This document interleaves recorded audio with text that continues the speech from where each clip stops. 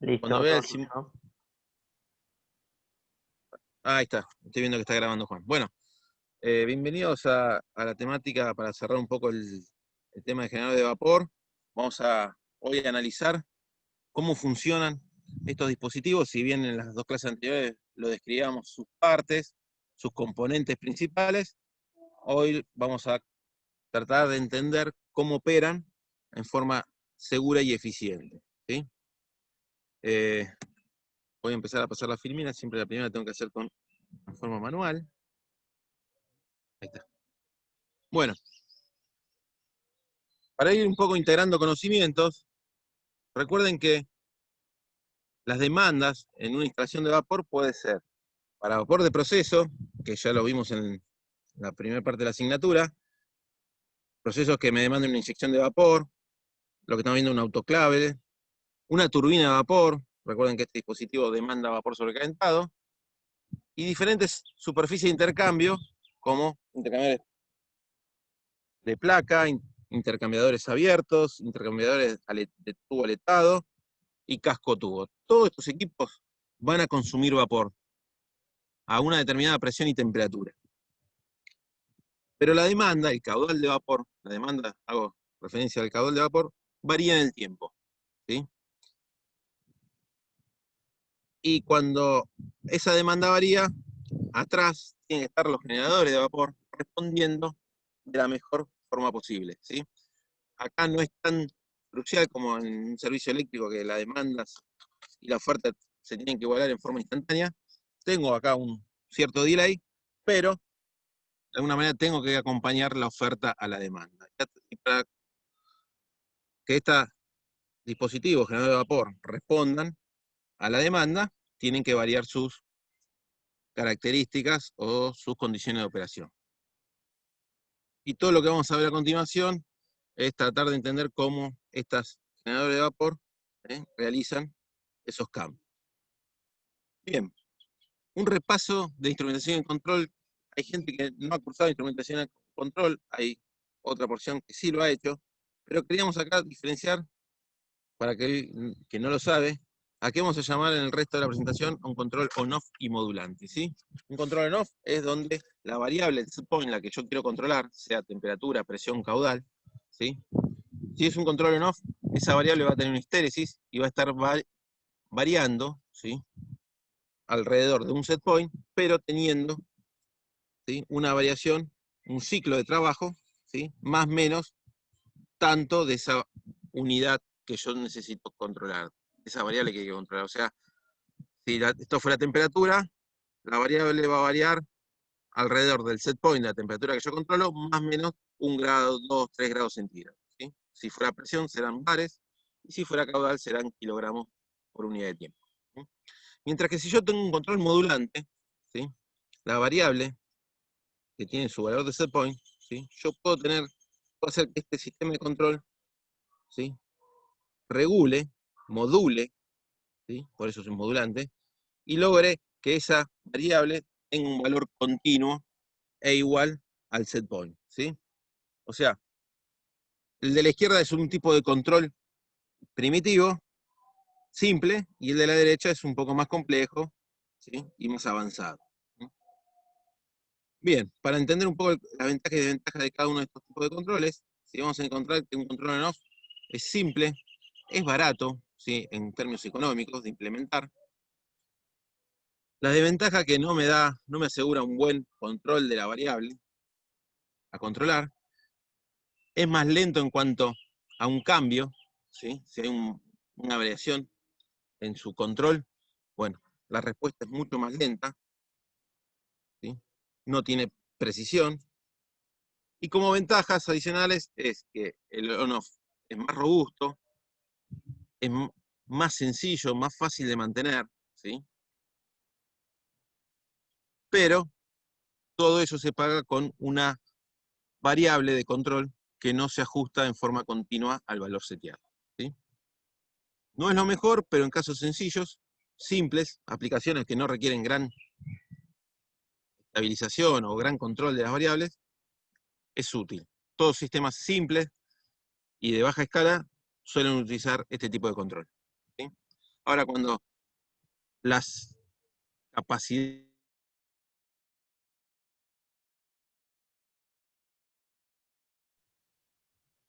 Lo perdimos a Edu. Sí. Sí. Demos un cachito a ver si vuelve.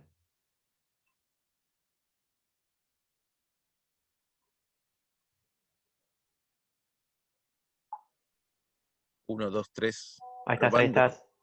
¿Estoy de vuelta? Sí. ¿Desde dónde nos escucharon? Desde el inicio de la diapo. ¿De esta? ¿La Sí. presente? Ah, bueno.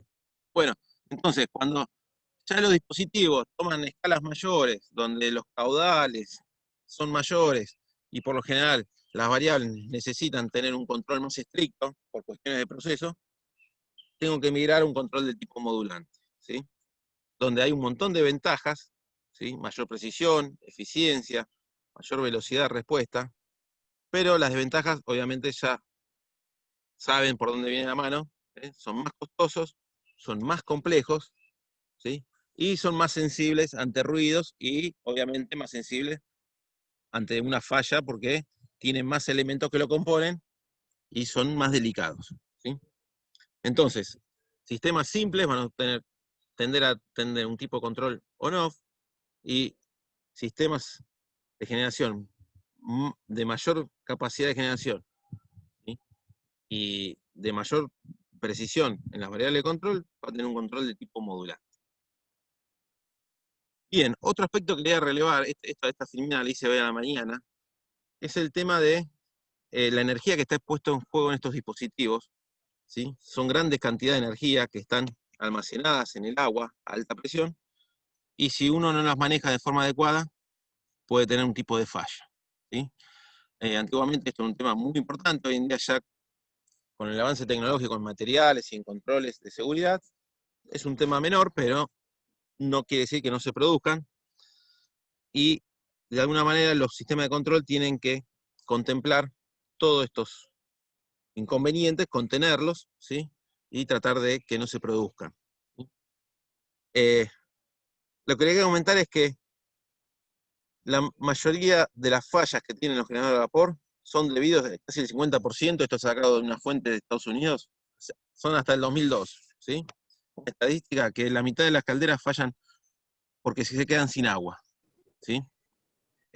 Y otro tanto, llegando al 80%, si le sumamos aquellas que tienen problemas de mantenimiento, ¿sí? No se le realizan los mantenimientos correspondientes y se controlan los parámetros de operación, ¿sí? Si sumamos esas dos causas, tenemos el 80% de las calderas que fallan y que producen algún tipo de accidente.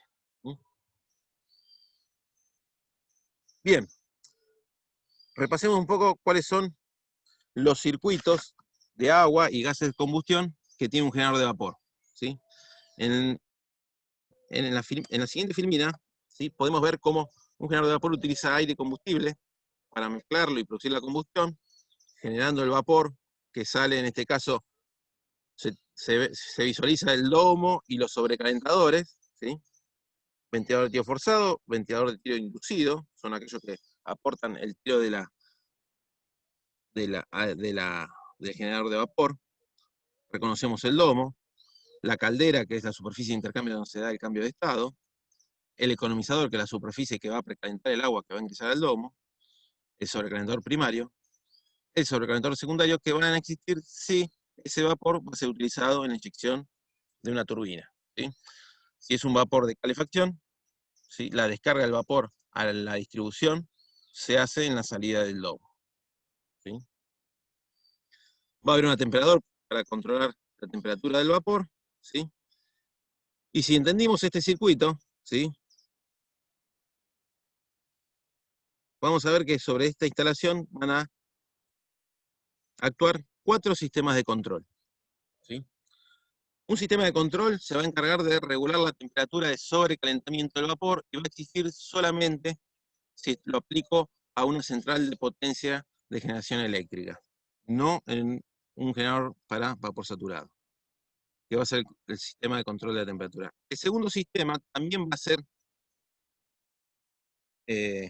particular de de la industria de generación termoeléctrica que regula y estabiliza la presión en la cámara de combustión o en el hogar de la caldera. No lo vamos a ver, pero sí solamente lo vamos a mencionar.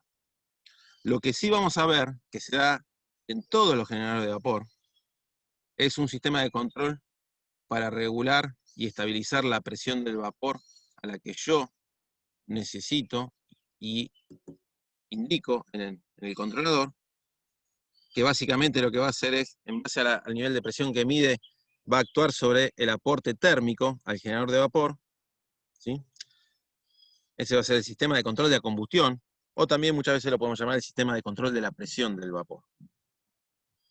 Y el cuarto control, que también lo vamos a ver con un buen nivel de detalle, es el encargado de controlar el nivel de agua que hay en el domo o en la cámara de agua si es una caldera pirotubular, ¿sí?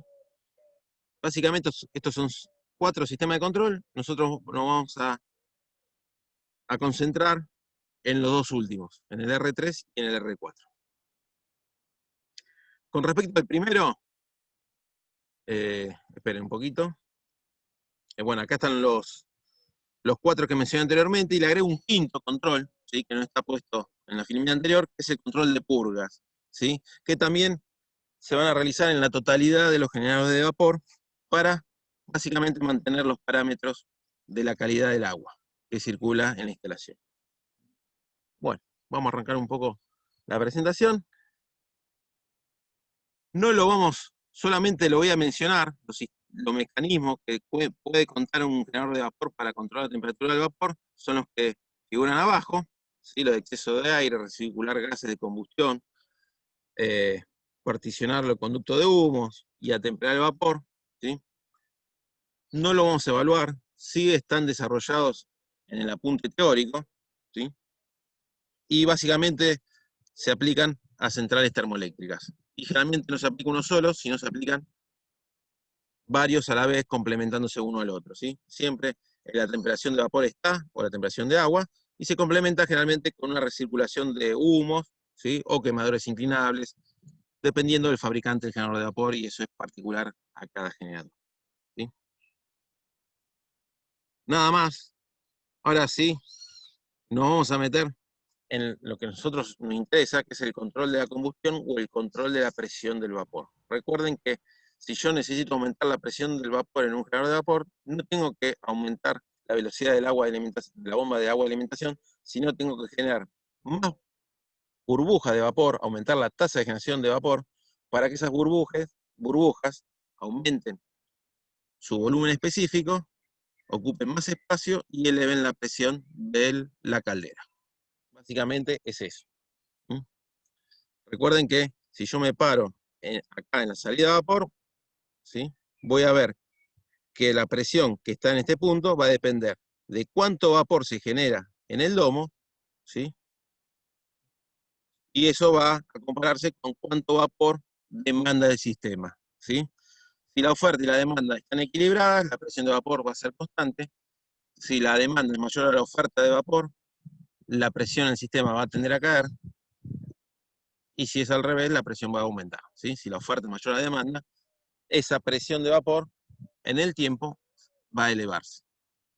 Por eso recalcamos la importancia de igualar la oferta de vapor a la demanda del vapor del sistema. Bueno,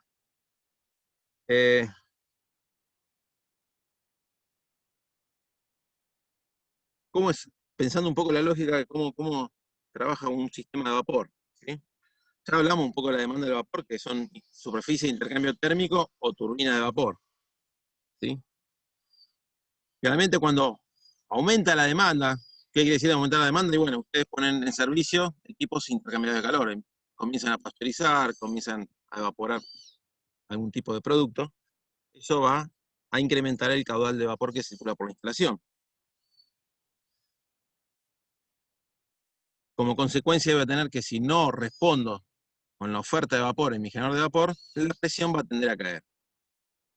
Paso siguiente, la respuesta del sistema de control va a ser aumentar el caudal que incorpora el generador de vapor, aumentar el combustible que aporta para aumentar el aporte térmico y tratar de reponer ese nivel de presión en mi sistema, ¿sí?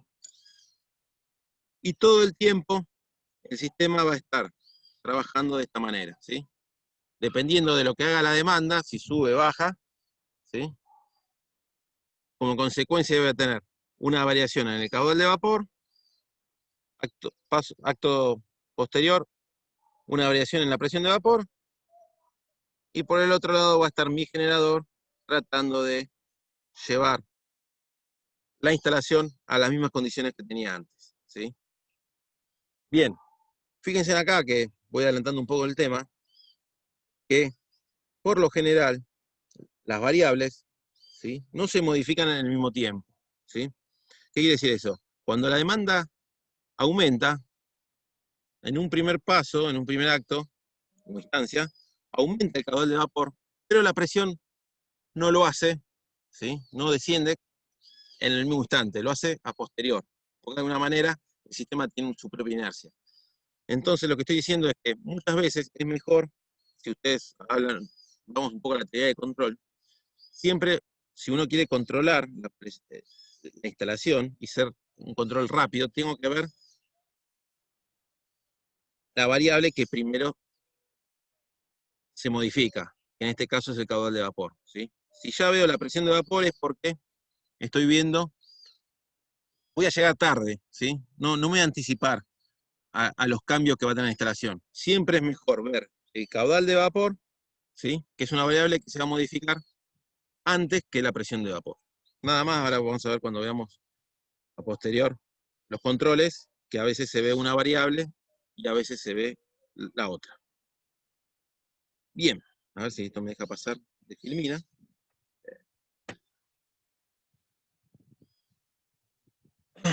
Bien.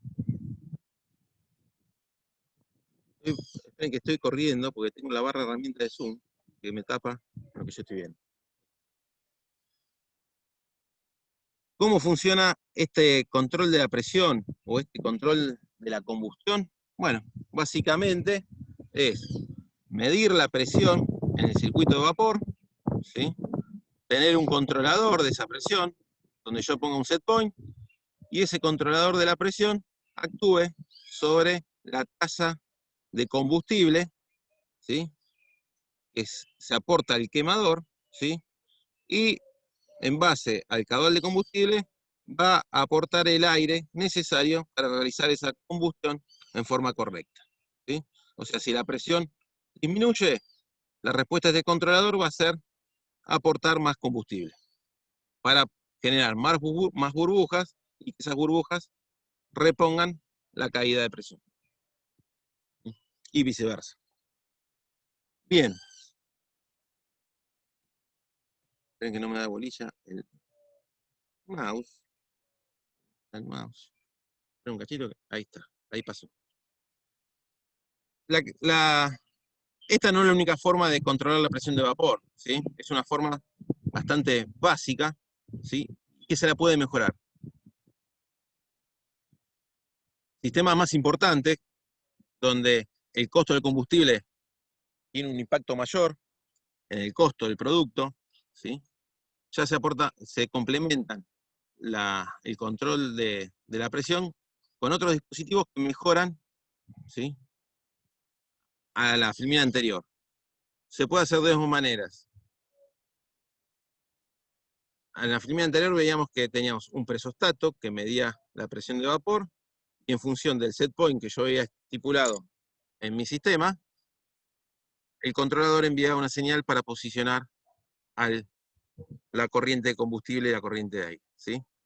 Bueno, esto es un control simple, pero si yo le agrego en la chimenea un sensor de oxígeno que me permita tener una respuesta de cómo está desarrollándose la combustión y ajustar en forma fina la relación combustible-aire, voy a hacer que ese combustible que estoy aportando se queme de la mejor manera posible. Y con eso voy a tener un aumento en el rendimiento de mi generador de vapor, ¿sí? Equipos medianos y grandes tienen este tipo de control. Es lo mismo, lo anterior, más una celda de oxígeno que corrige la proporción aire-combustible. ¿La puedo complicar un poco más? Sí. pero ya en calderas muy grandes para generación térmica, lo que se hace es, además de medir el oxígeno, se mide el monóxido, ¿sí? Porque no, o sea, básicamente para medir la calidad de una combustión, con el oxígeno no me alcanza, tengo que medir o el monóxido o el dióxido que se forman, pero bueno, midiendo oxígeno y monóxido, tengo mayor información que en el caso de la izquierda, y con eso puedo corregir de mejor manera aún la proporción aire-combustible que se está aportando al generador, ¿sí? Acá la intención es que este presostato, ¿sí? Este controlador pueda mantener el nivel de presión de este vapor en un valor único, ¿sí? Si es un control on-off, se tendrá una variación más o menos tantos décimas de bar. Si es un control modulante, el que se lleva a cabo para el control de presión, ¿sí? En el quemador, tendrá la presión un valor único y estable en el tiempo. Bien, el segundo sistema de control que es importante que ustedes tengan claro, que se va a evaluar, ¿sí? Es el control del nivel de agua. Recuerden que tener un inconveniente en este tipo de control puede llevar a un daño catastrófico del equipo, ¿sí? Recuerden que el 50% de las fallas de estos dispositivos se debe a la falta de agua en la superficie de intercambio. Entonces acá sí se pone mucha seguridad, se pone plata en sistemas de seguridad y evitar condiciones inseguras. Para medir el nivel de agua que hay en una caldera, o sea, para medir la superficie de interfaz entre vapor y agua líquida, ¿sí? Tanto en el domo, si es un acuotubular, o en la cámara de una pirotubular, se utilizan sensores de diferentes principios de funcionamiento, ¿sí? Obviamente, más baratos y más caros. Los más antiguos, básicos, son los mecánicos, ¿sí? Del tipo flotante. Hoy en día, gracias al desarrollo de la electrónica, se han desarrollado sensores que miden conductividad eléctrica y sensores que miden capacidad eléctrica, ¿sí? Los dos últimos, obviamente, son más caros, ¿sí? Pero son más fiables y me permiten hacer un mejor control, ¿sí? Los dos primeros grupos, tanto los mecánicos como por conductividad, se van a utilizar para controles on-off, y el tercer grupo, el de capacitivo o por capacitancia, se van a utilizar para sistemas de control modulante, ¿sí? Vamos a ver un poco la característica de cada uno de ellos, ¿sí? Falta una más, ¿sí? Todos estos sensores de nivel, ¿sí? Van a ser de alguna manera supervisados en la operación normal de una caldera con estos visores de nivel, que no son sensores, sino son visores que solamente le permiten al operario ver realmente y verificar dónde está trabajando la caldera, ¿sí? En cuanto al nivel de agua, ¿sí? Esta es la forma más fácil que se tiene para validar el funcionamiento de los sensores y del sistema de control de nivel de agua, ¿sí? Bien.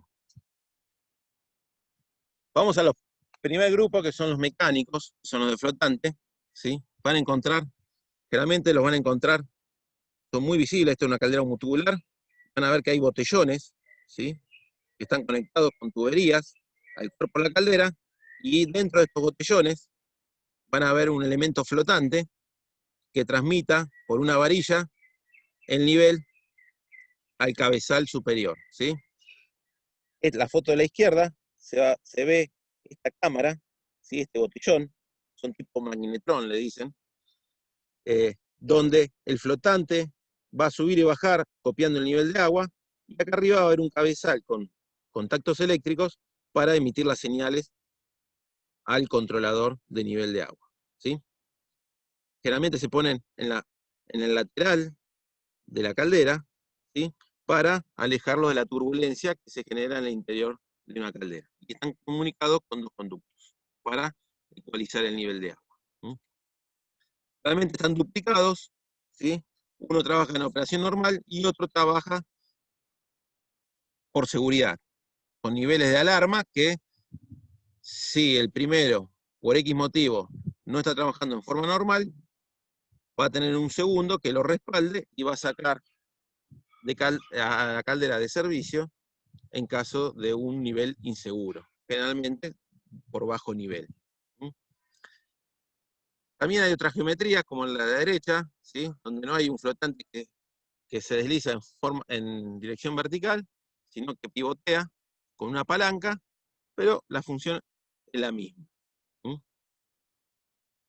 Como dijimos, no hay uno solo, están duplicados, y si ustedes se ponen, vamos a esta foto, van a ver que la botella de la izquierda tiene un sensor mecánico, ¿sí? De este tipo, donde acá está el cabezal que hace la lectura y lo traduce a una señal eléctrica, y el botellón de la derecha, fíjense que en este caso, tiene un sensor distinto, y es un sensor conductivo, que es el grupo que viene a posterior, ¿sí? Pero fíjense que no es que una caldera puede estar dotado con un tipo de sensor de nivel u otro. Se pueden combinar ambas tecnologías para cumplir el mismo objetivo, ¿sí? El segundo grupo, que ya son electrónicos por conductividad, no van en la parte lateral de la caldera, sino la sonda va inmersa en el cuerpo de la caldera. Acá estamos viendo el corte de una caldera homotubular, pero si esto sería una caldera acotubular, estaría sumergido en el domo de la caldera, o instalado en el domo de la caldera, ¿sí? Y el principio de funcionamiento es simple. Son varillas, ¿sí? Que cuando el agua las toca, conducen electricidad y saben que el agua está en ese nivel, y cuando el agua deja de tocarlas, no hay conducción de energía eléctrica, no hay corriente eléctrica, y se sabe que el agua está por debajo de esa varilla. Estos sensores, acá hay una foto real de unos sensores, los que trabajan para el funcionamiento normal de la caldera, ¿sí? La operación normal de la caldera tiene varias varillas, y uno lo va cortando, y va obteniendo en cada varilla un nivel preestablecido que le interesa tener lectura y puede controlar, ¿sí? Entonces, generalmente va a haber varillas que tengan niveles preestablecidos de operación normal y otras varillas que estén por seguridad, ¿sí? Y actúen o emitan señal eléctrica en caso que el agua toma un nivel inseguro, ¿sí? La idea es la misma, y todos estos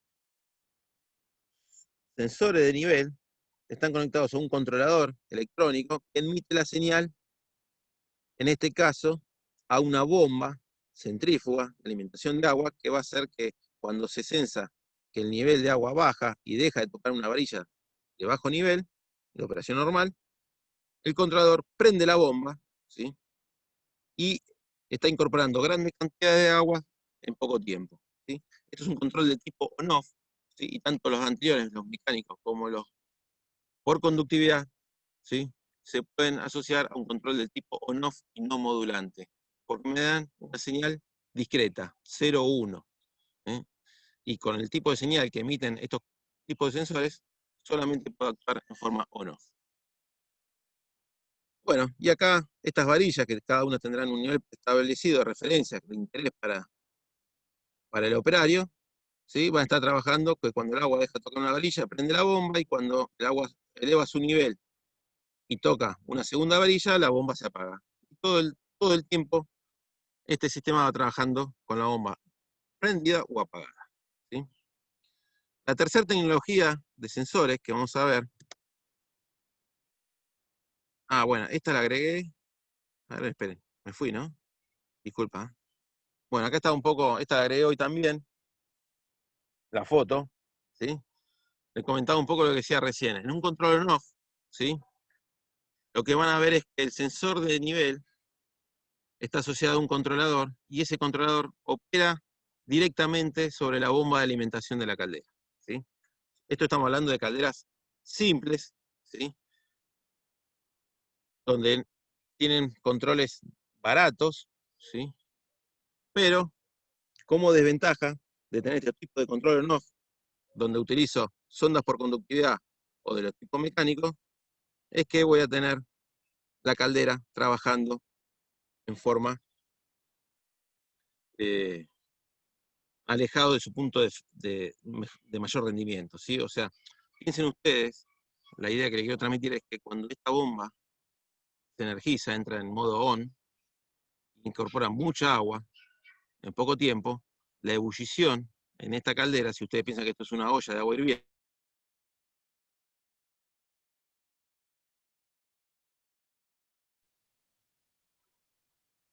Lo perdimos a Edu. Sí, sí. Bueno, ahora esperamos que ya va a volver. Tiene esos mini cortes. Cuando venga le decimos por dónde va. ¿Edu? Hola, hola. ¿Sí? Sí, ¿Me ahí está, escuchan? ahí volviste. ¿Eh? Bueno, me voy acercando más. Bien, lo que le decía era que estas tecnologías de sensor, tanto mecánico como por conductividad, se aplican solamente a controles on-off, ¿sí? Donde el controlador actúa sobre el encendido y el apagado de la bomba de alimentación, ¿sí? Tienen ventajas que básicamente son simples y baratos, pero tiene un montón de desventajas. Básicamente la caldera trabaja de forma intermitente en cuanto a la tasa de generación de vapor, porque cuando en los ciclos que se está entregando agua, la caldera se enfría y no genera vapor, ¿sí? Entonces, lo que ustedes van a ver a la salida de la caldera, va a haber una tasa intermitente, tiene un ciclo de trabajo, ¿sí? Pero no va a ser continua. Este tipo de control ya se descarta si este vapor tendría que ser inyectado a una turbina de vapor, ¿sí? Porque una turbina de vapor, para su funcionamiento, tiene que tener un caudal continuo, ¿sí? De vapor y constante en caudal. Bueno, este tipo de control básico no puede responder ese servicio. Cuando necesito un servicio o un servicio de caudal constante de vapor y con un nivel de presión constante, me tengo que migrar a un control de tipo modulante, ¿sí? De nivel de agua. Para ello, la sonda por conductividad y las sondas mecánicas no me sirven, y voy a utilizar una sonda, como vemos acá en el esquema, una sonda capacitiva, ¿sí? También se instalan en el cuerpo de la caldera o en el lomo de la caldera, ¿sí? Y la ventaja de este tipo de sonda es que me da una señal analógica, ¿sí? Continua y variable en el tiempo. Entonces, en función de esa lectura, el controlador, ¿sí? Ahora no se encarga de prender y apagar la bomba, sino lo que hace es actúa sobre una válvula de control que modula el caudal de agua que ingresa a la caldera, ¿sí?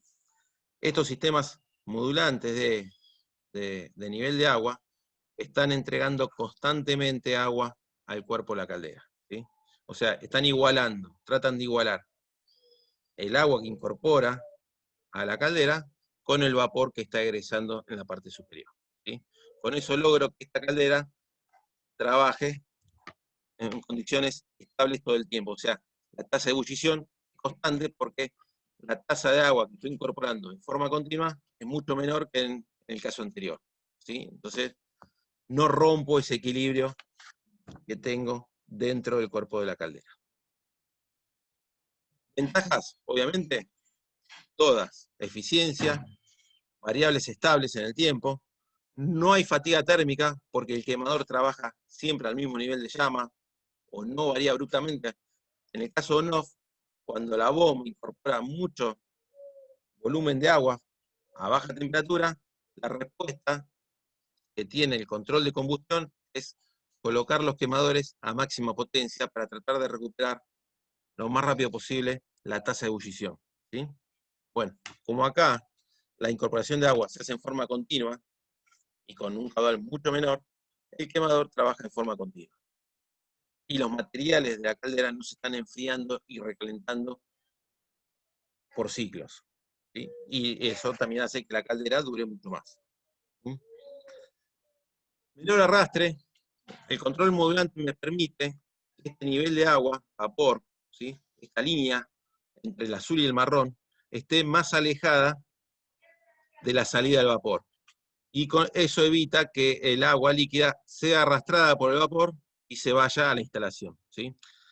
En los sistemas on-off, el agua trabaja con una histéresis en un rango de trabajo, y puede ser que cuando el agua está en su punto máximo, porque la bomba de alimentación está terminando de incorporar el agua que solicitó el controlador, ¿sí? En ese periodo, el agua sea arrastrada junto con el vapor, ¿sí? Piensen que acá el agua en la realidad no es agua limpia, sino tiene un porcentaje de espuma que depende de los sólidos disueltos totales, entonces no es lo que se va a escapar agua líquida pura, sino va a ser básicamente la espuma, esa capa de espuma que está en la parte superior del agua líquida. ¿Mm? Bueno, no sé si hay alguna pregunta. Las desventajas, obviamente, siempre fíjense que acá el juego es lo mismo, es la inversión versus beneficio que yo quiero obtener. Y son inversamente proporcionales, o sea, cuando uno aumenta, la otra baja.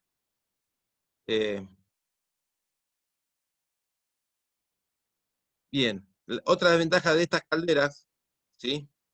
Es que, además del costo, la inversión de adquirir todos estos dispositivos, esta bomba de alimentación, cuando tengo un control modulante, tiene que estar energizada el 100% del tiempo, ¿sí? O sea, en los casos que sean on-off, la bomba de alimentación va a trabajar al 100% y apagada. En este caso no, la bomba siempre trabaja y casi al 100%, si no tiene un variador de frecuencia o un sistema de control, y lo que modula el caudal es una válvula proporcional, que vemos acá. Bueno, acá está un poco, esa filmina anterior iba posterior de esta, quedó mal colocada, eso fue mi responsabilidad, pero la idea es que para ese tipo de control modulante hace falta una sonda capacitiva que me entregue una señal continua y variable en función de la profundidad o de la altura del agua líquida en el cuerpo de presión, ¿sí? Si tengo una señal, la oficina de instrumentación y control, 0 a 10 volt, 4 a 20 mA, ¿sí? Puedo tener, digamos, con una entrada analógica, puedo operar de mejor manera el sistema de control, ¿sí? Ahora si tengo puntos discretos que me dan señales discretas, el control es mucho más simple, mucho más básico, pero no tan preciso. Bueno. Acá hasta ahora hablamos de control de nivel de líquido, cómo se hace en forma modulante o on-off, ¿sí? Pero ese on-off o modulante puede tener diferentes características, ¿sí? Dependiendo de otros dispositivos que vaya intercalando en el equipo. Lo más básico es hacer un control de nivel de líquido de un solo elemento, ¿sí? Ahí sí concuerda lo que vimos hasta ahora, que es básicamente tener un sensor de nivel, en este caso es capacitivo, y si es capacitivo sé que esto es un sensor, esto es un control modulante, pero es de un solo elemento, porque tengo un sensor de nivel que actúa sobre una válvula proporcional, o si fuera on-off, actúa directamente sobre la bomba. Es lo más simple y lo que generalmente las calderas pequeñas traen incorporado, ¿sí? Con esto, el generador de vapor se tiene que arreglar para ir viendo que a medida que el vapor migra, ¿sí? Cuando el agua baja, este nivel, el LT, sense, mida ese nivel y emita una señal del controlador para modular, ¿sí? O prender la bomba e incorporar el agua para que este nivel no siga descendiendo, ¿sí? Muchos de estos controles de un elemento se complementan con un caudalímetro de vapor. ¿Recuerdan cuando yo les comenté un poco que estamos viendo la demanda y la oferta de vapor? Bueno, antes que el nivel baje, lo que ocurre es que aumenta el caudal de vapor. Entonces, muchos equipos, para mejorar las respuestas de estos controles, ¿sí? Y obviamente cuando estamos hablando de un control modulante, ya invirtieron para un control modulante, para mejorar un poco la respuesta y hacerlo más rápido, incorporan al controlador la lectura del caudal de vapor, ¿sí? Instalan un caudalímetro en la salida del vapor que me va a dar una señal de anticipación, ¿sí? Para ir ya previamente aumentando la incorporación del agua al domo y prepararme para lo que viene a posterior, que es un descenso del nivel de agua, ¿sí? En generador de vapor, la señal de caudal de vapor se utiliza generalmente para anticipar, ¿sí?, tanto el control del nivel de agua como el control de la combustión o el control de la presión de vapor, ¿sí? Antes de un descenso de nivel de agua o de presión del generador de vapor, lo que ocurre es un aumento del caudal de vapor o de la demanda del vapor, ¿sí? Bueno, ¿lo puedo complicar más? O sea, acá estoy diciendo que hago un elemento porque tengo solamente la variable que mido, que es el nivel de agua, y a veces complementarla con un caudal de vapor. Y lo puedo hacer en forma on-off o modulante, dependiendo básicamente de la plata y de la precisión que requiera mi proceso. ¿Lo puedo complejizar más? Sí. Lo puedo hacer de 2 elementos. Y la idea es, además de tener, perdón, acá ya le anticipé los 2 elementos. Además de tener un sensor de nivel de agua, lo que tengo que tener como segundo elemento en este caso es lo que yo le comenté, un caudalímetro de vapor, ¿sí? Agarro estas 2 señales, las comparo en controladores y determino la mejor posición para la bola de control y para el caudal de agua de reposición. Si lo quiero hacer un poco más fino y quiero que este nivel, ¿sí?, esté más estabilizado siempre en el mismo valor, puedo hacer un control de 3 elementos, ¿sí? Obviamente la inversión es mayor, pero la precisión que se logra también lo es. Y acá la idea es comparar 3 señales. La del nivel de líquido, la del caudal de vapor, y de alguna manera la tercera señal sería el caudal de agua que incorpora, ¿sí? Estoy comparando lo que viene del caudalímetro de vapor, lo que sensa el LT, el sensor de nivel, y también estoy ajustando la válvula proporcional con lo que se determina el caudalímetro de agua. O sea, estoy verificando de esta manera que lo que sale de mi generador de vapor es igual a lo que entra, ¿sí? Y con todos estos dispositivos trabajando en conjunto, puedo lograr tener mi nivel de agua en un único nivel, ¿sí? ¿Dónde amerita este tipo de instalación compleja? En centrales termoeléctricas, ¿sí? Cuando necesito generar vapor sobrecalentado para una turbina, porque la turbina necesita un caudal de vapor constante. Todas las calderas, ¿sí?, esto lo puse acá porque me quedaba lugar, ¿sí?, todas las calderas deben tener niveles, ¿sí?, de control, ¿sí? Si es un control o no, van a tener 2 niveles a censar mínimamente.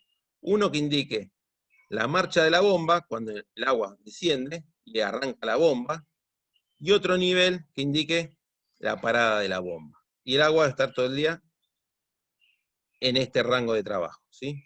Si tengo un control modulante, voy a tener un único nivel preestablecido, y ese control modulante va a estar tratando de estar siempre en el mismo lugar. Esto se llaman los controles de operación, los niveles de operación. Todo el día, si la cosa anda bien, el agua va a rondar en estos niveles. Como le dije, las calderas tienen que estar duplicados, los sensores, porque si falla uno, otros tienen que encargarse de medir niveles de alto nivel, o sea, porque la bomba o la válvula quedó bloqueada ingresando agua, y quiero evitar que ese agua sea arrastrada al resto de la instalación. Pero lo más importante acá es que hay que proveer al generador de vapor con 2 niveles de alarma de bajo nivel, ¿sí? Estén de alguna manera censados en diferentes dispositivos, porque si uno falla, el otro tiene que seguir respondiendo, ¿sí? Todas las calderas tienen alarma de bajo nivel, una alarma y la segunda alarma. Todas estas alarmas lo que hacen es apagar el quemador, inhiben el aporte térmico al generador de vapor, ¿sí?, para que no haya una sobrepresión o un sobrecalentamiento de mi dispositivo. Volviendo al tema del caudal de vapor, yo me confundí en mi relato. El caudalímetro de vapor en control de nivel sí se utiliza como segundo elemento. Lo que no se usa como segundo elemento es en el control de la combustión. ¿Sí? Que también un control de la combustión utiliza un caudalímetro de vapor para mejorar la respuesta. ¿Sí? Pero ahí al segundo elemento se lo menciona como la celda de oxígeno. Por eso fue mi confusión. Bien, hasta ahí terminamos control de la combustión o control de presión y control de nivel de agua. ¿Alguna pregunta? Vamos a hacer un intervalo para preguntas que hayan quedado y daremos las respuestas correspondientes. Sí, Eduardo, yo te pregunto algo. Dale. Entonces, en el control de dos elementos, ¿cuáles serían los dos elementos para ¿En qué? controlar el caudal? Porque me Controlar, confundí con lo último que bueno, a ver. dijiste. ¿Controlar qué variable? ¿Presión o nivel de agua? Lo último de recién, el nivel del agua. El nivel de agua, el primer elemento siempre es el sensor de nivel. Sí. Si es mecánico o conductivo, es para un on-off, y si es capacitivo, para un control modulante. Ese es el primer elemento. El segundo elemento es el caudalímetro de vapor. Okay. ¿Sí? Y el tercer elemento, en el control de nivel, es el caudalímetro de agua de reposición. ¿Sí? O sea, fíjate que el control está todo el tiempo tratando de igualar el caudal de vapor al agua que ingresa al sistema. Si lo que se va es lo mismo que lo que entra, mi nivel no tendría que variar. ¿Sí? Pero también tiene el sensor de nivel para garantizar que el nivel sea el óptimo. ¿Sí? O sea, estoy midiendo todas las variables que están en juego y las estoy tratando de controlar de la mejor manera.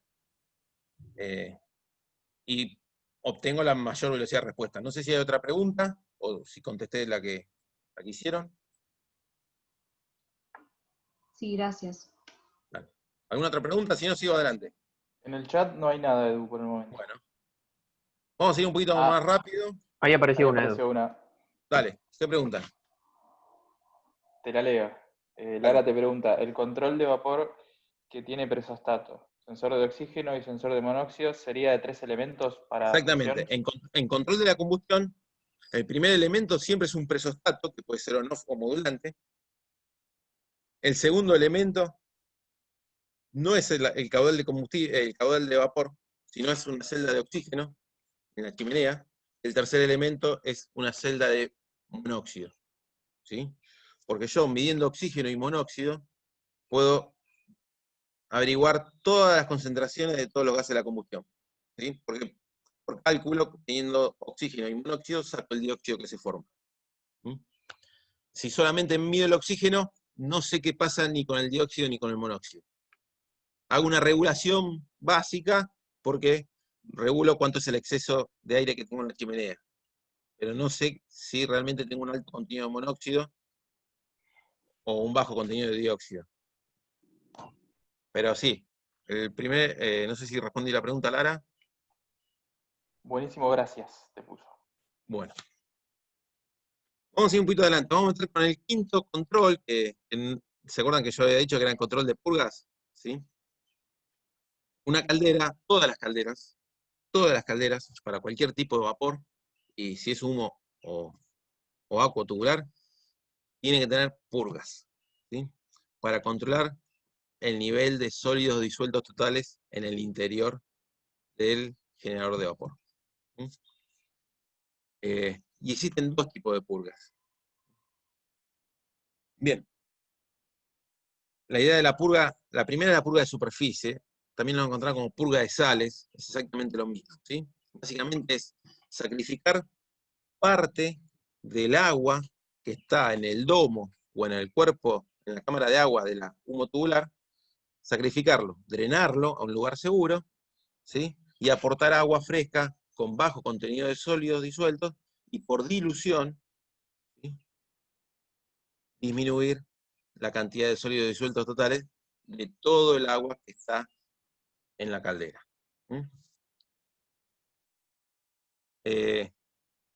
A ver, si bien la calidad del agua que incorporo en un generador de vapor es muy buena, ¿sí? Dependiendo de la presión, la calidad va a tener que, si aumenta la presión del generador, la calidad va a tener que ser mayor aún, ¿sí? Cuando yo hiervo agua, ustedes lo verán en la pava de su casa, ¿sí? Trae un contenido de sales disueltas, pero el vapor no se lleva ningún tipo de esas sales, ¿sí? A lo largo del tiempo, la concentración de sales en el agua líquida de mi caldera va aumentando.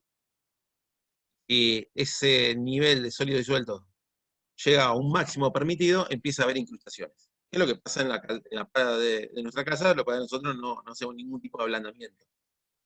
En una caldera eso es admisible, pero no es bueno. O sea, para algunos es inadmisible. Para muchas fábricas pequeñas lidian con ese tema de incrustaciones, pero la idea para evitarlo es no tener un alto contenido de sólidos disueltos totales. Y no lo hago, ¿y qué puede pasar? Sí, habrá incrustaciones, y otro efecto es la formación de una espuma.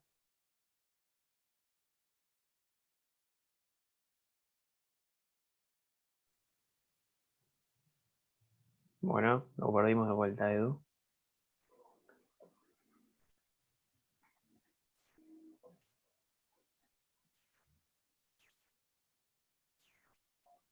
Vamos a esperar a que vuelva.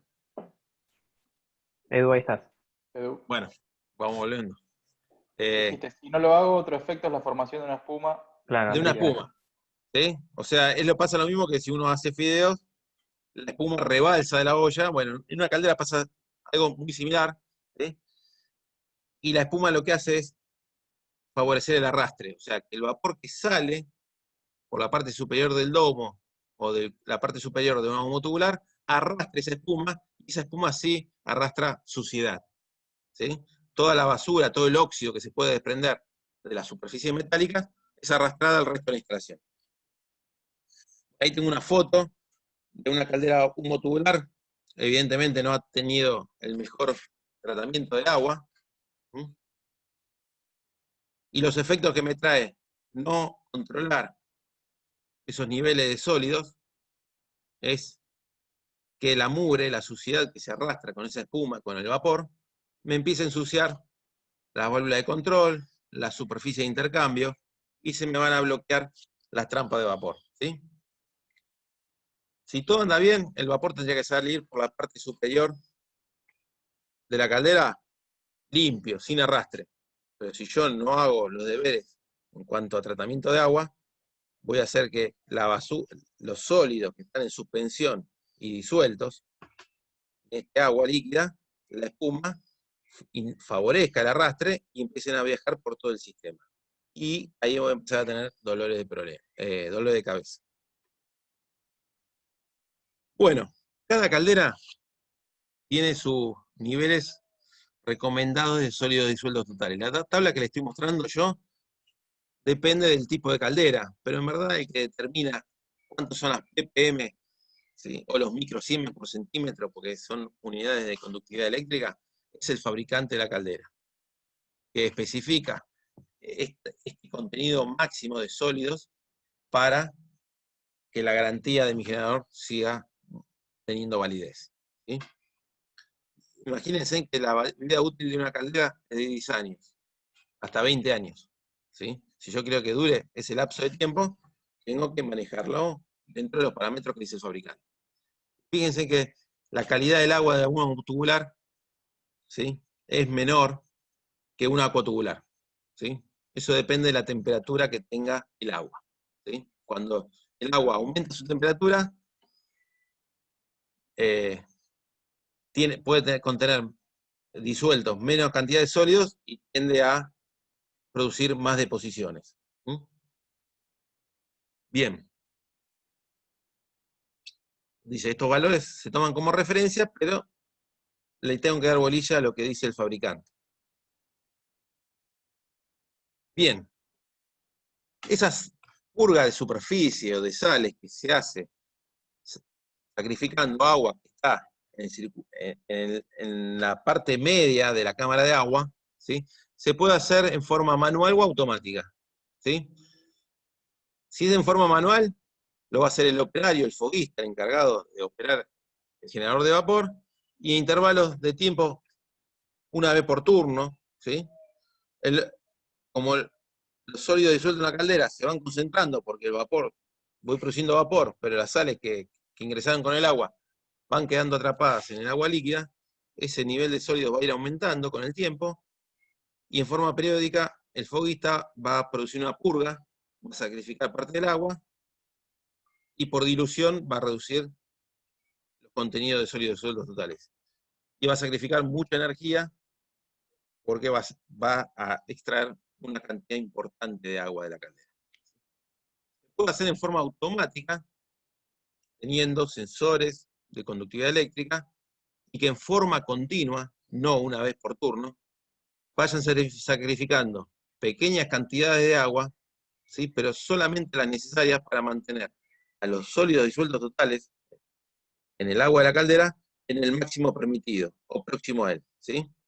Con esto logro minimizar el agua que sacrifico, ¿sí?, en mi generador de vapor, y al ir haciendo una purga continua, hago que la caldera trabaje en forma mucho más estable, porque créanme que acá, cuando el operario viene y abre una válvula para drenar agua, se va mucha agua líquida, y el control de nivel va a incorporar mucha agua líquida en poco tiempo. Y eso va a planchar o a mermar la tasa de generación de vapor, ¿sí? O sea, fíjense que la purga interfiere con el trabajo del generador de vapor. Bueno, las ventajas de un control de sólidos totales automático son un montón, todas. Ya creo que leyéndolas uno las puede deducir. ¿Cómo se hace un control automático de sólidos disueltos totales? Tengo que poner tecnología, tengo que poner dinero. Y básicamente lo que se hace, calderas medianas ya lo traen hoy en día, ya es bastante frecuente ver estos tipos de controles, es tener una sonda incorporada al lomo o al cuerpo de la caldera que se esté midiendo. Esta sonda que mide conductividad eléctrica y temperatura, manda la señal a un controlador, y ese controlador mide las ppm que tiene el agua, y en función del set point que yo le coloco, que me dijo el fabricante, va a tomar la decisión de abrir, cerrar una válvula de control. Puede ser on-off o puede ser modulante, con las ventajas y desventajas que ya vimos previamente. Obviamente siempre es mejor la modulante porque lo hace en forma continua, sacrificando pequeñas porciones, ¿sí? Ven que no ven. Ahí está la sonda de conductividad, una válvula de aislamiento, la válvula de purga, la que abre y cierra el paso del agua, y el controlador. Las purgas se llevan a un sistema de recuperación de calor, porque lo que estoy sacrificando acá es líquido saturado a la temperatura del vapor, ¿sí? Y esto tiene un contenido energético alto. Hoy en día, con la moda de eficiencia energética, se trata de implementar algún sistema de recuperación de calor. Si no hay un dispositivo de ese tipo, básicamente se enfrían en un tanque para luego drenarlas como efluente. Bien, ahí tiene una foto real de cómo es.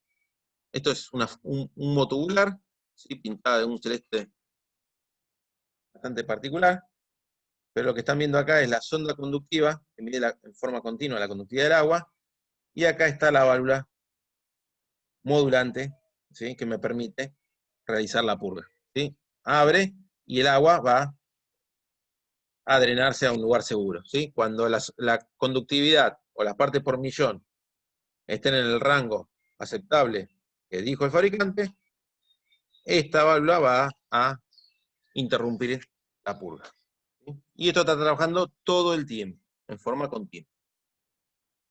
Hay otra purga que tiene la caldera, que es la purga de fondo, ¿sí? El objetivo de esta purga es producir un barrido brusco, enérgico, de la agua líquida que está en la parte inferior de mi caldera, ¿sí? A ver, si este agua está con un contenido de sólidos disueltos alto, ¿sí? Y yo no lo controlo, va a empezar a depositar, a desprenderse de esos sólidos disueltos que no puede tener disueltos, y esas sales se van a entrar a depositar en la superficie de intercambio, en los tubos de transferencia térmica, ¿sí? O también se van a depositar cuando la caldera está en los ciclos de apagado del quemador, van a precipitar y se van a acumular en el fondo, ¿sí? Como barro. Entonces, los sólidos disueltos, además de estar en suspensión, dando vuelta con el agua, parte de esos sólidos se van a precipitar en la parte baja de la caldera y nunca más van a tomar vuelo y van a volver hacia arriba para ser drenado por la purga de sales o de superficie que están acá en el costado. Entonces, una vez que esas sales precipitaron y se alojaron en el fondo, lo que tengo que hacer es abrir una válvula que produzca un barrido a alta velocidad para que arrastre esos sólidos y purgar la caldera en la parte más baja, ¿sí? Lo que estamos viendo es un esquema de una caldera homotubular. En una caldera acotubular, esta purga se hace en el colector inferior, no en el domo, porque el domo tiene siempre un buen nivel de turbulencia que impide que haya deposición en la parte baja de sales, ¿sí? Pero sí va a haber deposición en la parte de menor velocidad de agua, que es en el colector inferior, ¿sí? Todas las calderas tienen purga de sales y purga de fondo o de lodos, ¿sí? La diferencia que esta purga de fondo no se hace por contenido de sólidos disueltos totales, sino se hace por tiempo, ¿sí? Por intervalos de tiempo. Cada caldera tiene su rutina de purga, que dice abrir la válvula de purga tantos segundos cada tanto intervalo de tiempo. Nada más. O sea, las variables que se miden no son las mismas en este caso que en la anterior, que era la purga de sales. Bueno, lo que vimos a la izquierda es una purga manual. Necesito la intervención de un operario que vaya y manipule esa válvula y la abre para que se realice efectivamente la purga. También se ha desarrollado tecnología para hacerlo en forma automática, y la idea es reemplazar esa válvula manual por una válvula automática, con un accionamiento neumático, con aire comprimido, ¿sí? Solidario a un temporizador, que yo ahí seteo los tiempos de apertura de válvula y los tiempos, los intervalos entre purga y purga, y en forma automática este controlador va a abrir la válvula automática y va a drenar la cantidad que yo requiero, cuando lo requiero, sin intervención alguna del operario, ¿sí? Fíjense en que tanto la purga de sales o de superficie, que tiene como objetivo limitar los niveles de sólidos disueltos totales, ¿sí? Y esta segunda purga, que es de fondo, de lodos, que su objetivo es drenar todas las sales que se han precipitado en el fondo de la caldera, ¿sí? Se pueden hacer en forma manual o automática. Automática, mayor inversión, pero mejor control. Manual, menor inversión, ¿sí? Y de alguna manera menor control sobre la variable. ¿Sí? Bien. ¿Alguna pregunta? Ahí tiene una foto, ¿sí? Ustedes ya que vieron todos los servicios, ustedes van a ver que en la canilla de drenaje de la caldera, en la parte baja de la caldera, que se ve el cuerpo de la caldera, se va a ver, esperen, ahí está. Van a ver una válvula de aislamiento, acá va a haber una cañería de drenaje para vaciar la caldera cuando está fuera de operación, y acá tienen esta válvula automática con un actuador neumático, ¿sí? Lineal, ¿sí? Porque una válvula automática de este tipo es un actuador neumático solidario al vástago de la válvula, que produzca el movimiento utilizando aire comprimido. Entonces el temporizador va a trabajar sobre esta válvula para que la purga se haga en forma automática. Y no va a haber una simple válvula esférica que el operario tenga que manipular. Bien. ¿Qué hago con toda esa energía, toda esa masa de agua que desprende la purga? Cuando ustedes estudien nuevamente para el examen y vean la presentación de partes, van a ver que un 5% de la energía del combustible, ¿sí? se pierde debido a las purgas, ¿sí? Es una causa de ineficiencia de mi generador de vapor, pero es necesario para que mi generador no tenga incrustaciones.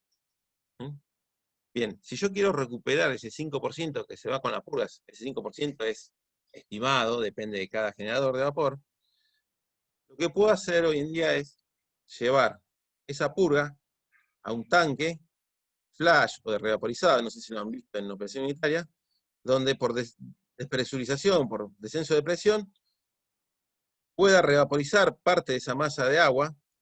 Ese revaporizado va a estar exento de sólidos disueltos totales, recuperar esa masa y esa energía, inyectarlo nuevamente en el tanque de alimentación de la caldera, ¿sí? El agua líquida, que se enfrió por un descenso de presión y no pudo revaporizarse, y se hace cargo de todos los sólidos disueltos totales, lo que se puede estudiar hoy en día es hacerla intercambiar con alguna corriente de proceso. En este caso lo que se está haciendo es precalentando el agua de alimentación de la caldera para reducirle su carga térmica y una vez enfriada, sí poder eliminarla a un lugar seguro, ¿sí? Todo esto es muy lindo, pero en la mayoría de los casos la purga se elimina sin quitarle ningún tipo de energía, ¿sí? Y si a ese agua, por ejemplo, se la trata, o es muy costoso, un tratamiento de desmineralización, por ejemplo. Es lo que ese tratamiento ya se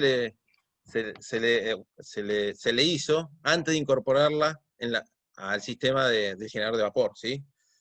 Todo el agua que yo ingreso a un generador de vapor se le realiza un ablandamiento, ¿sí?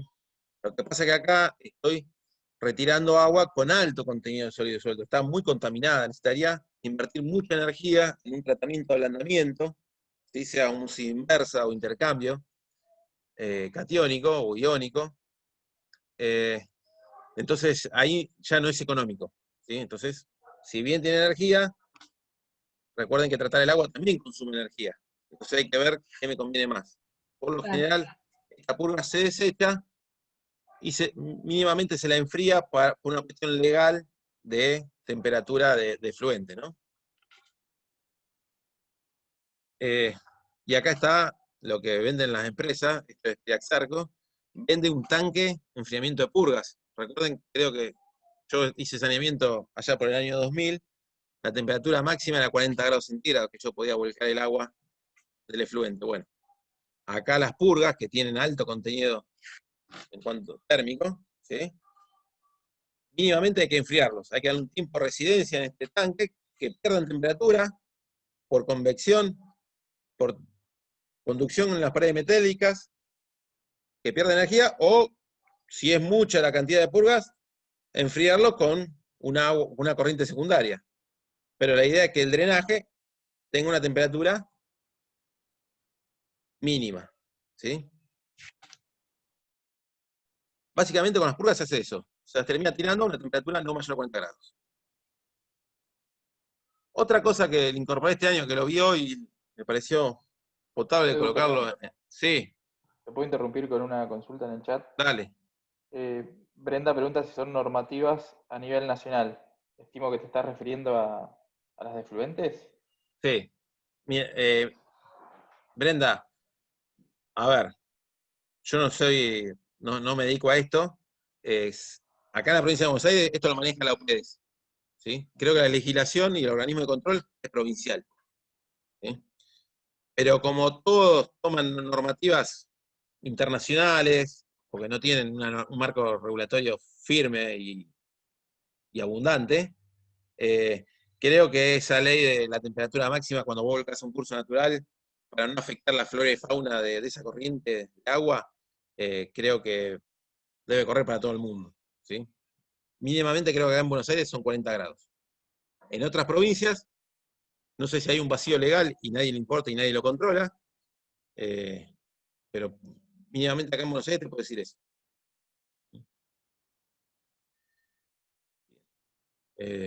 No sé si contesté la pregunta. Adelante. Otro dispositivo, que esto en verdad debe estar en parte caldera, pero lo voy a introducir en esta parte de la presentación, es el tanque de alimentación de la caldera. O sea, recuerdan que cuando yo utilizo vapor en el proceso, los equipos de intercambio de calor son condensadores, ¿sí? Y ese condensado, para no tirarlo, porque ese condensado tenía buena calidad de agua, la recupero para en algún punto volverla a inyectar a la caldera. Eso lo habíamos visto en la primera parte, bien, en la parte de distribución de vapor. Quería hacer un poco más de detalle en este dispositivo, en cuanto al control. Y vean que ese agua que se recupera, ese retorno de condensados, ¿sí? Que se va volviendo las trampas de vapor, ¿sí?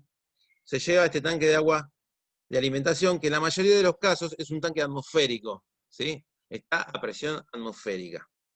Dentro de este tanque, el agua, que tiene buena calidad, en el mejor de los casos, no siempre, se trata de precalentar, sacrificando algo de vapor, de lo que se queda en el generador de vapor, tenerlo precalentado para que la caldera, cuando sea inyectado, tenga una temperatura interesante y la caldera trabaje de mejor manera, o sea, no sufra un enfriamiento abrupto que merme la capacidad de generación. Por otro lado, en este tanque de alimentación también se incorpora ese agua tratada, ablandada, ¿sí? Porque en todo sistema hay fugas de vapor, hay purgas de caldera, ¿sí? Entonces hay que, en forma periódica, aportar agua al sistema, ¿sí? Agua nueva. Bueno, este es un tanque de alimentación atmosférico. Acá lo que se busca es tener una masa de agua a una temperatura lo más próxima a la saturación, pero como es atmosférico, con esto se lo dan temperaturas de agua de 60 grados, más no 60, 80 grados, ¿sí? Y también lo que se busca acá es desgasificar térmicamente el agua, ¿sí? Bajar la solubilidad del oxígeno en el agua y, debido al precalentamiento que recibe por el vapor o por la temperatura del retorno condensado, es que empiece a liberar el oxígeno que dentro de la caldera me va a producir corrosión. Lo puedo hacer en forma atmosférica, que en la mayoría de los casos trabajan a presión atmosférica, pero también lo puedo hacer con un tanque de alimentación presurizado. Este concepto se aplica más a un circuito de vapor para un generador para una turbina de vapor, ¿sí? En una central de potencia, ¿sí? Se ve que los tanques de alimentación de la caldera están presurizados, ¿sí?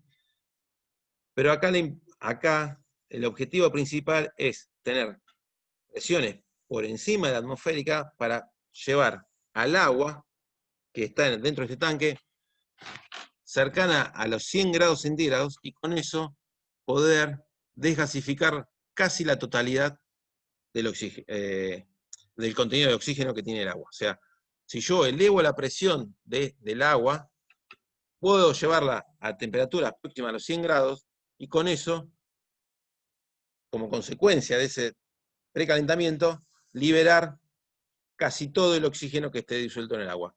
Y con eso me saco unos cuantos dolores de cabeza en las superficies metálicas. ¿Sí? Además me sirve como inercia, como pulmón, como reserva de agua tratada. Bueno, sigamos adelante un poquito. Otro aspecto que hay que ver, y esto está más referido al control de la combustión o al control de la presión de vapor, es la secuencia de encendido de los quemadores. ¿Sí? No es tan fácil en un generador de vapor, cuando hay mucho aporte térmico, que la cantidad de energía, las potencias que están puestas en juego son muy interesantes, que puede haber explosiones. Poner en marcha un quemador no es simplemente ir a un fósforo, a prender el gas y poner el fósforo cerca del gas. Sino hay una secuencia que hay que seguir y completar para que se establezca la combustión, ¿sí? Cada vez que se ponga en marcha un generador de vapor, ¿sí? Lo que tengo que hacer es primero incorporar el agua que requiera el lomo o el cuerpo de agua, para asegurarme que toda la superficie de intercambio esté cubierta con agua líquida y tenga los caños de transferencia, los tubos de transferencia, un fluido de refrigeración. Luego, una vez que cualquier caldera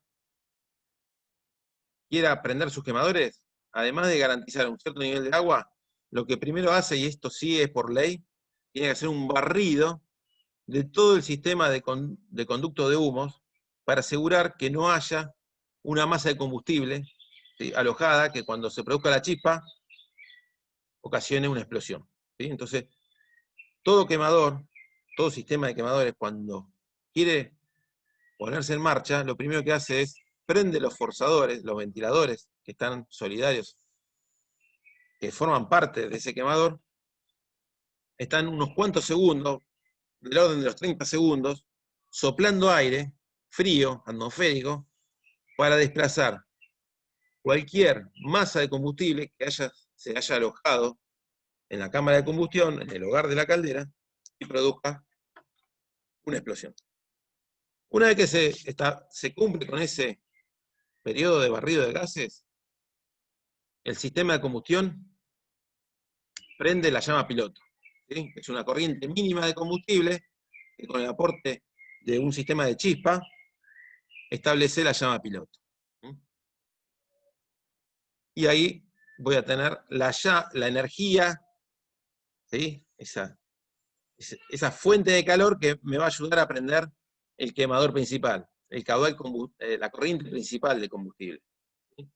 Pero antes de pasar al encendido principal del quemador, tengo que verificar la llama, ¿sí? Todo generador de vapor tiene un sensor, ¿sí?, que le indica al controlador si la llama piloto se estableció.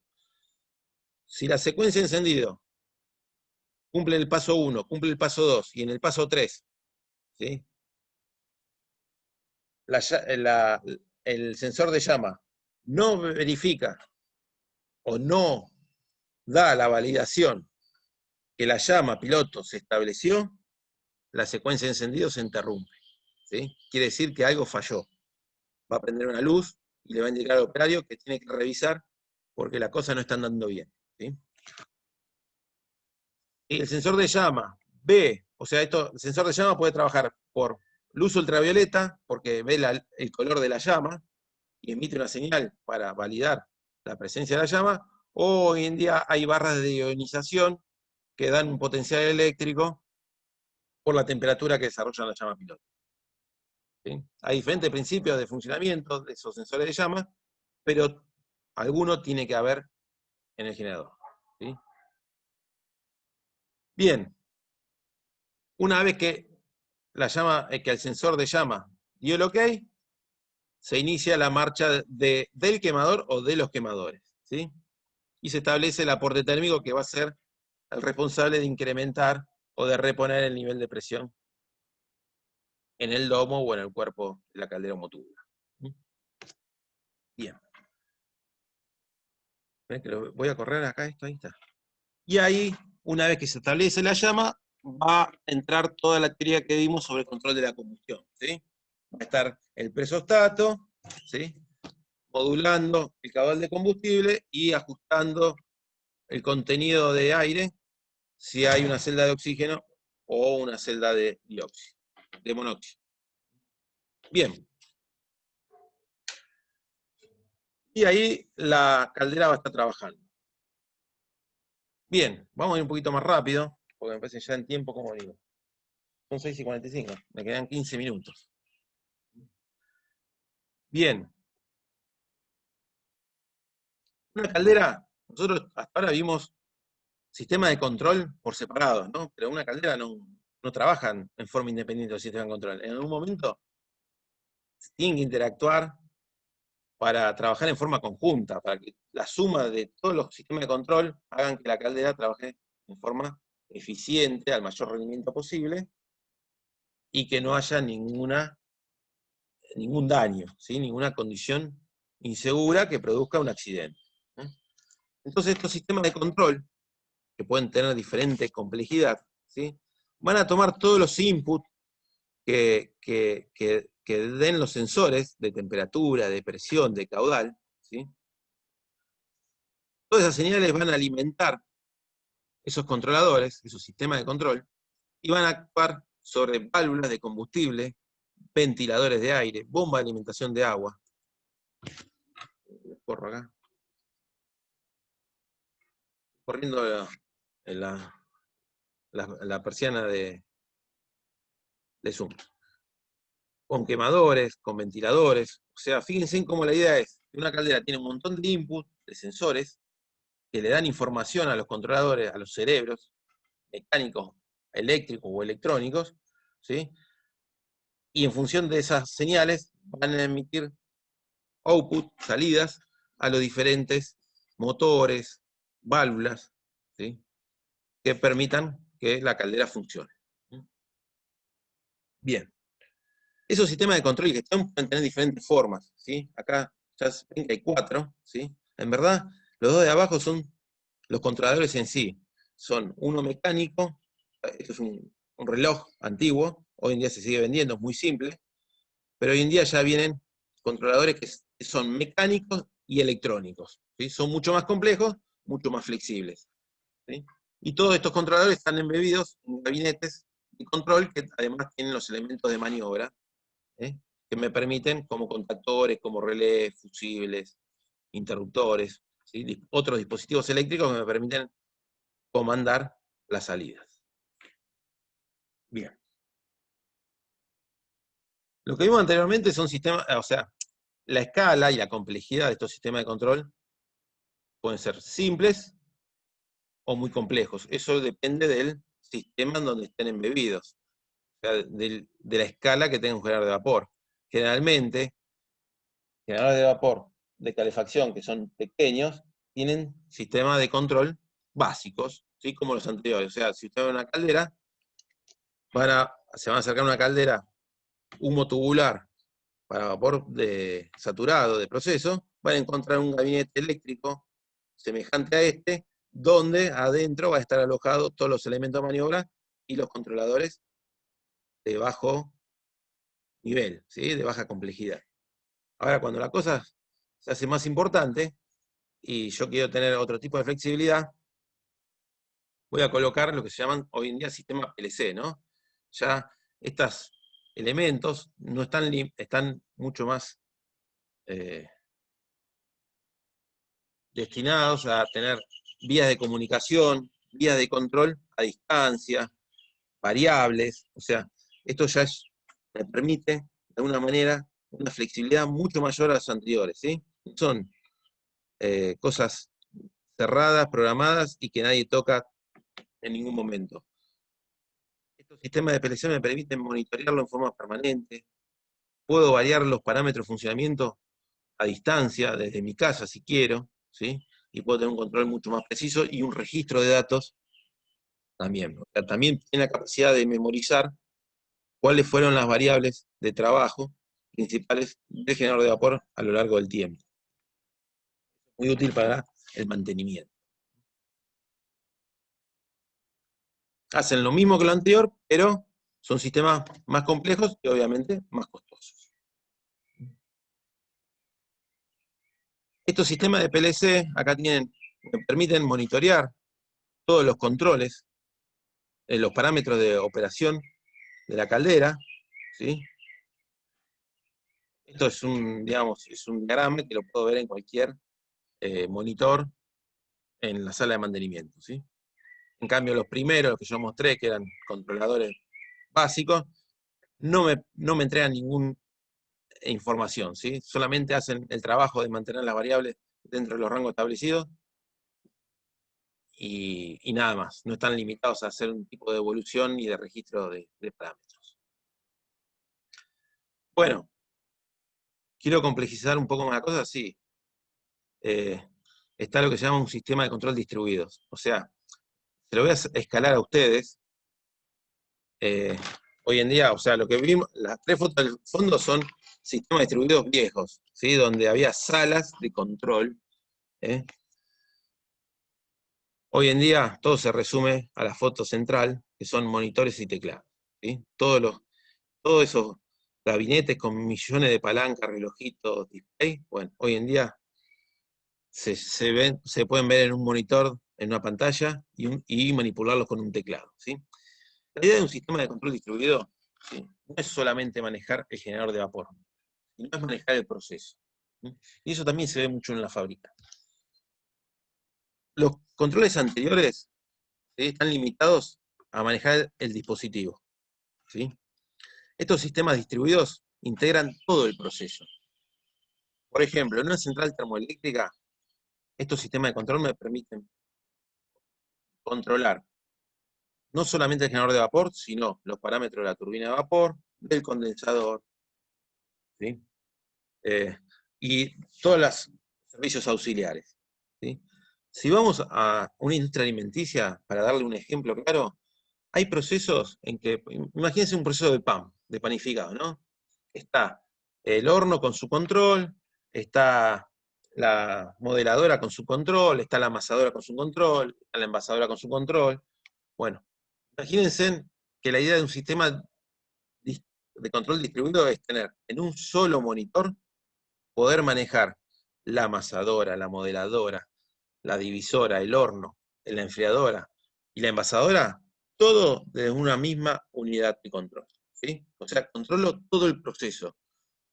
Todos los sensores de toda la línea de producción van hacia un cerebro único, ¿sí? No es que cada máquina tiene su cerebro independiente, ¿sí?, y puedo monitorear y manejar todo el proceso. Si estoy en una central termoeléctrica, manejaré todo el proceso productivo de energía eléctrica. Si estoy en un proceso alimenticio, manejaré todo el proceso, desde que entra la materia prima hasta que sale el producto terminado. Eso es el concepto de control distribuido. Bueno, esto creo que es importante. Sí. En CSU, no sé si hay alguien que trabaje en CSU acá, pero en la sala de elaboración tienen una sala de control distribuido que le llaman la pecera, desde donde se controla casi todo el proceso de elaboración desde ahí. O sea, se puede consultar el estado de apertura o cierre prácticamente de cualquier válvula de la sala de elaboración desde la pecera, o sea, desde un cuarto. Se llama pecera porque las paredes son de vidrio, digamos, con pantalla de computadora y teclado, nada más. Muy parecido a lo que mostró Ed. La idea es que entiendan el concepto, ¿no? Yo puedo tener controladores por máquina, ¿sí?, o controladores, un solo controlador que controle todo el proceso. Obviamente en cada máquina va a haber una interfaz que reúna los inputs, ¿sí?, de ese sector y los envíe al cerebro principal. Bien. Si no hay duda, seguimos un poquito adelante, así ya vamos terminando. Una caldera necesita hacerse mantenimiento. Otro aspecto que tener en cuenta. O sea, hasta ahora ya vimos la parte de control, pero para que esos controles trabajen de forma permanente, correctamente, hay que hacerle mantenimiento. Y acá, hablando un poco de normativa, que es a nivel provincial, acá está la OPDS, provincia de Buenos Aires. Hay provincias que no tienen ningún tipo de normativa en cuanto a los generadores de vapor, o sea, uno lo puede hacer en el fondo de la casa y operar, y nadie le va a decir nada. Bueno, acá no, acá las industrias están obligadas a declarar estos dispositivos en la OPDS, y la OPDS le puede hacer inspecciones avisando o no. ¿Mm? Dentro de esa resolución 231 del 96, ¿sí?, creo que es importante para ustedes, es que sepan que en un establecimiento alimenticio pueden tener categorizada la caldera, ¿sí?, como A o como B. ¿Sí? Hay requisitos que cumplir para ser B, y si no los cumplís, vas a ser A, ¿sí? Pero la idea es que ustedes vean esos requisitos, vayan leyéndolos, y entiendan un poco qué es lo que hablamos desde el principio de la presentación, ¿sí? La diferencia que hay entre A y B es que para la primera necesito un personal, obviamente para todos capacitados, tienen que tener su correspondiente carnet de foguista, ¿sí?, que está habilitado para operar este tipo de dispositivo. ¿Sí? Pero en la SA tiene que estar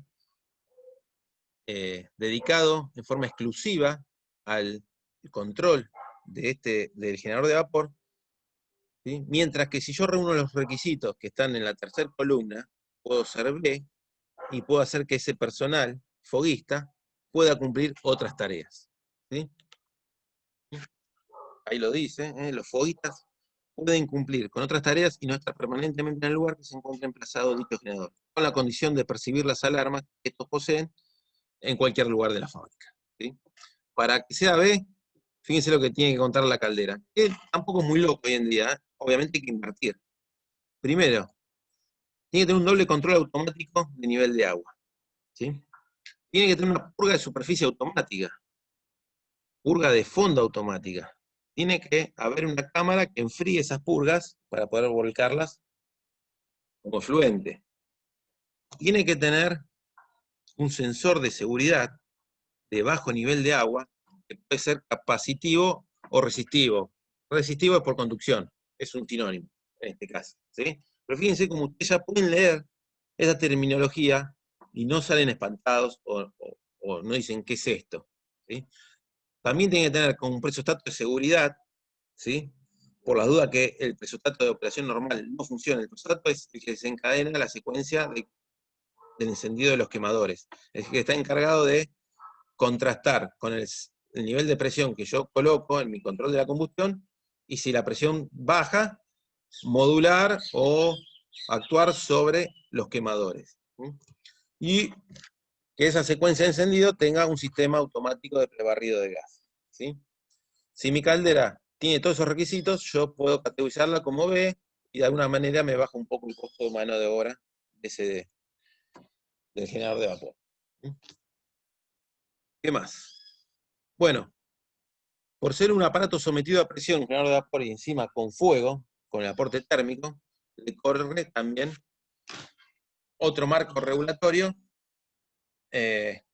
y se hace obligatorio realizarle en forma anual una prueba hidráulica, ¿sí? Se la lleva a 1,5 veces su presión nominal de trabajo, y se revisa, se inspecciona que no haya ningún daño mecánico, se hace una medición de espesores para ver que no haya una merma en la resistencia mecánica de ese aparato, o sea que la corrosión no haya quitado material que cumpla la función de darle una estructura mecánica mínima, ¿sí? Que no explote. Y también se hace en forma semestral un control de todos los sistemas de seguridad, se simula falla y se asegura que actúen todos los sistemas de seguridad incorporados en el generador de vapor, ¿sí? Esto tiene que haber un matriculado en seguridad e higiene, ¿sí? Y tiene que hacer un informe, enviarlo a la UPDS, y la UPDS va llevando también un registro de todo el mantenimiento que se le hace a cada generador de vapor que está instalado, en este caso en la provincia de Buenos Aires. Bueno, además de eso, por reglamento o por ley, se hacen otras tareas de mantenimiento y varían las frecuencias, ¿sí?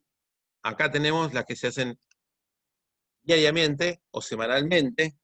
Estos regímenes de mantenimiento generalmente son recomendaciones del fabricante, entonces en el manual de la caldera uno tiene que leer cuáles son las operaciones de mantenimiento que hay que realizar para mantener la caldera vigente en cuanto a garantía. Estos son, digamos, lineamientos generales, pero básicamente son comprobaciones, vigilancias, son limpiezas que uno va realizando en forma rutinaria y registrándolo en algún tipo de documentación para llevar la parte de gestión de este generador, de los generadores, ¿no? Habrá otras que habrá que hacer con otro intervalo de tiempo, mensuales, semestrales, porque se consideran que no puedan degradarse tan rápidamente como los anteriores, ¿sí? Y bueno, el foguista y junto a la gente de mantenimiento tendrá que encargarse de hacer un plan de mantenimiento preventivo, todo esto es preventivo, ¿no? A mi generador de vapor. Bueno. Básicamente las tareas son de limpieza, son de partes, cambios de partes que ya se han notado que están dañadas o que tienen un desgaste importante. Limpieza, acá están limpiando en calderas que trabajan con combustible líquido, se suele hacer toda una limpieza del sistema de tubos de intercambio de calor, porque El fuel oil es un combustible sucio y tiene una resistencia de ensuciamiento importante que merma el rendimiento de la caldera. ¿Sí? Esta caldera que está acá es una caldera que la puse acá porque es una caldera de 4 pasos. Fíjense que esta es una caldera homotubular de 4 pasos. Es una de las pocas que hay. Son bastante complejas. ¿Sí? El resto es de 3 pasos. Son tareas de limpieza y de cambio de limpieza. Bueno, ¿qué más? Creo que me fui de la presentación. Creo que ahí terminaba, ¿o no? Sí, Edu, te fuiste. Me fui, pará. No sé. No, terminaba, perdón. Fíjate Me fui si no porque corto con la grabación. cortaba la grabación. Bueno, listo. Apreté muchas teclas.